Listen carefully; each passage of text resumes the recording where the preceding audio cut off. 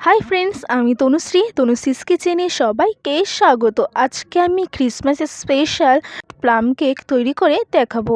Plum cake তৈরি করার জন্য প্রথমে একটা বলে কিশমিশ, লাল টুটি ফুটি আর চেরি নিয়ে নিচ্ছি, আর 1 কাপ পরিমাণ অরেঞ্জ জুস নিয়ে নিচ্ছি। নিয়ে সব কিছু ভালোভাবে মিশিয়ে আধ ঘন্টার জন্য ঢাকা দিয়ে রেখে দেবো।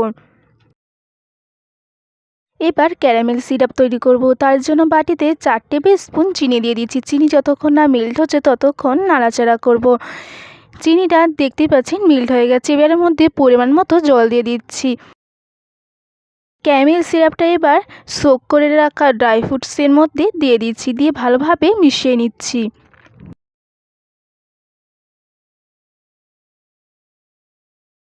একটা বোল নিয়েছি, বোলে 1/2 কাপ পরিমাণ টক দই দিচ্ছি, 1/2 কাপ পরিমাণ চিনি, সামান্য পরিমাণে দুধ আর 1/2 কাপ পরিমাণে সাদা তেল দিয়ে দিচ্ছি। দিয়ে এবার সব কিছু খুব ভালোভাবে মিশিয়ে নিচ্ছি।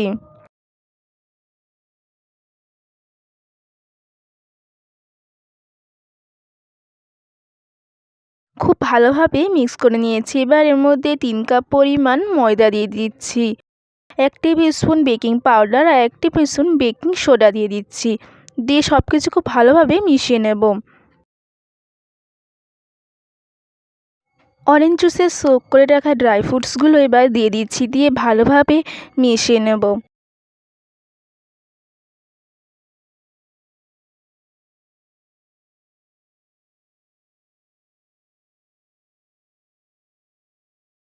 দেখতেই পাচ্ছেন খুব ভালোভাবে মিশিয়ে নিয়েছি।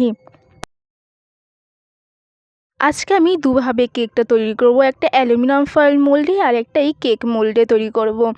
প্রথমে অ্যালুমিনিয়াম ফয়েলের মধ্যে 2 টেবিল স্পুন মতো তেল দিয়ে দিচ্ছি। তেলটা ভালোভাবে অ্যালুমিনিয়াম ফয়েলে মাখিয়ে নিচ্ছি। এবার এর উপরে একটা বাটার পেপার দিয়ে দিচ্ছি। বাটার পেপারের উপরেও 2 টেবিল স্পুন মতো তেল দিয়ে দিচ্ছি, দিয়ে আবার ভালোভাবে তেলটা মাখিয়ে নিচ্ছি। এবার উপর থেকে ময়দার গুঁড়ো দিয়ে দিচ্ছি। ময়দার গুঁড়োটাকে চারিদিকে ছড়িয়ে দিচ্ছি। এবার এর মধ্যে কেকের ব্যাটারটা দিয়ে দিচ্ছি। এবার এর উপরে কাজু বাদাম, টুটি ফুটি আর চেরি দিয়ে ডেকোরেশন করে নিচ্ছি। আপনারা আপনাদের পছন্দ মতো ডেকোরেশন করবেন। একইভাবে এই মোল্ডের উপরে বাটার পেপার দিয়ে অয়েল ব্রাশ করে ময়দার গুঁড়ো দিয়ে দিয়েছি। দিয়ে এবারও ব্যাটারটা দিয়ে দিচ্ছি কেকের।